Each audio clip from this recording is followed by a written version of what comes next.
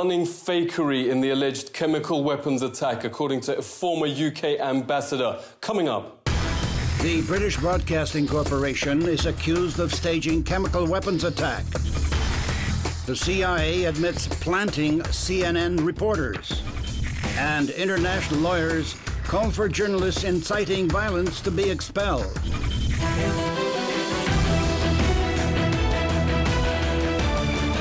August 2013, and NATO leaders can't get the public on side for the imminent bombing of Syria. Suddenly, the BBC says it was filming a small rural hospital, and a game-changing atrocity happens right there, the moment they were filming. Last month, we were filming the doctors working at this hospital when victims of an incendiary bomb attack on a school playground started pouring in. Absolute chaos and carnage here. It must be some sort of napalm. But a highly sceptical public stayed hostile to military intervention. Exactly 1 month later, the leaders are trying to pin a chemical weapons attack on Syria without success. The BBC airs exactly the same footage but digitally alters the word napalm for, quote, chemical weapons, hoping no one will notice. Absolute chaos and carnage here. It must be some sort of chemical weapon. Not only did folks notice, but it unleashed a massive public investigation, which made some extremely disturbing findings. This is the total fabrication. From beginning to end of an atrocity with BBC reporter Ian Pannell standing amidst a tableau of very bad actors. This is completely beyond the pale. This audio analysis by media investigator Robin Upton shows both versions are identical and from the same speech. The BBC then digitally altered the words from napalm to chemical weapon, the exact justification NATO was finding difficult to prove. That game-changing allegation was made by 2 doctors that had travelled with the BBC, who claimed the number of sudden casualties is, quote, overwhelming. What kind of doctor, notes media investigator Robert Stewart, gives interviews when she is surrounded by supposedly seriously burned and dying teenagers? Get anyone who isn't a patient out of here. When a nurse does finally start to help, her order to get anyone who isn't a patient out of here doesn't apply to the cameramen. Even worse, notes Stewart, is the bizarre acting which starts when the man in the centre gives the sign. What do you need to see? We're just human beings. We want to live, you know? Isn't it our right to live? Dr. Roller, on whose sole claim the BBC sends napalm chemical weapons allegations around the world, is actually the daughter of Syrian rebel Musa al-Qadi. The parallel to the Gulf War and nurse Naira is stunning. Congressman said the nurse's tearful testimony that Iraqis were killing children swung their vote in favour of war. Took the incubators and left the children to die on the cold floor. Nurse Naira became the mainstream's darling, but once the vote had safely passed, she admitted inventing the whole thing and was actually the daughter of the Kuwaiti ambassador to Washington, lying to get the public to back war. UK Member of Parliament George Galloway joins us. Thank you very much for coming on. Why do we get almost identical claims before each war, which then prove lies? Well, the Bush and Blair Corporation, as it became in the run-up to the Iraq War, has almost entirely lost its reputation for journalistic integrity. A full inquiry must be launched into why the BBC used a piece of material which was not just wrong, but was falsified, and falsified with the purpose of propelling our country into war. That's not what the British public pays its BBC licence fee for, so that it can be tricked into a war. In a statement, the British Broadcasting Corporation says it stands by its report. The Syrian opposition denies the allegations. Investigators such as Robert Stewart note their many questions sent officially to the corporation remain unanswered. There are also numerous such precedents, both in this war and previous invasions. Brilliant is how a top Western official called tricking the public through routine faking of atrocities and commonly aired on mainstream bulletins. Nightly news shows just a few cases of what happened next after mainstream cameras ended their reports. It shows people putting on, fake wounds. It shows there's some guys there. Look, there's their head wounds. Peace, everybody. We're doing the right thing. We're creating fake propaganda. I mean, it's not even real atrocities. So they're there lined up. There was another video. It shows some guy kicking his leg and with a fake blood wound. Here's a guy who wakes up from his funeral. Watch this. They're reading. Oh, there. Oh, wait. There. Oh, he's awake. He's not even really dead. And so, I mean, this is just crazy what goes on. There was another video that was shot of a supposed massacre, and it cuts, you don't see the whole thing. When you go to the Al Jazeera footage, it shows real quick clips of a guy kicking his leg, and he's got blood coming out, which turned out to be fake blood.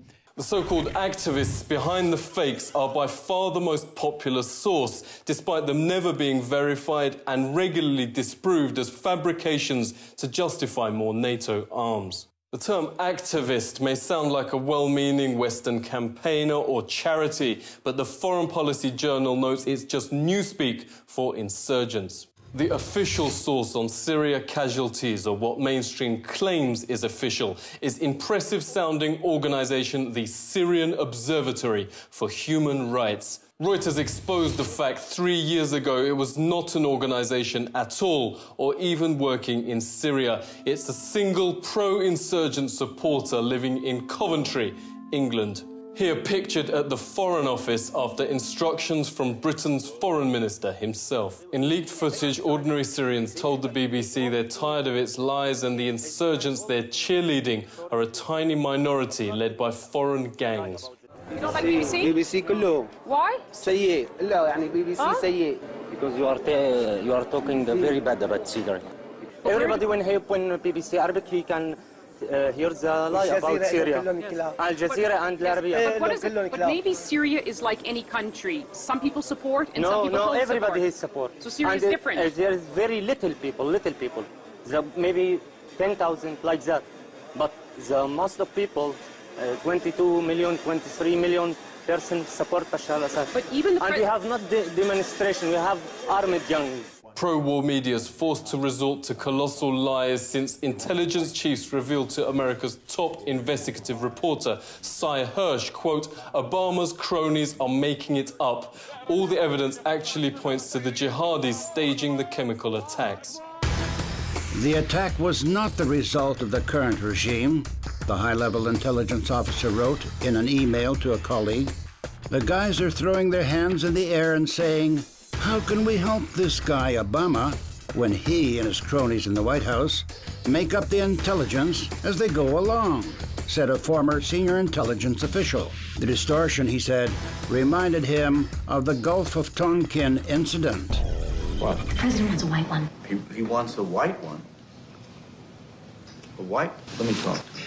He's mobilizing the 6th Fleet. The thought a US president would start a horrific foreign war by staging a pretty female front as a victim made people laugh. The young Albanian national fleeing in this video is attempting to escape terrorist reprisals in her village.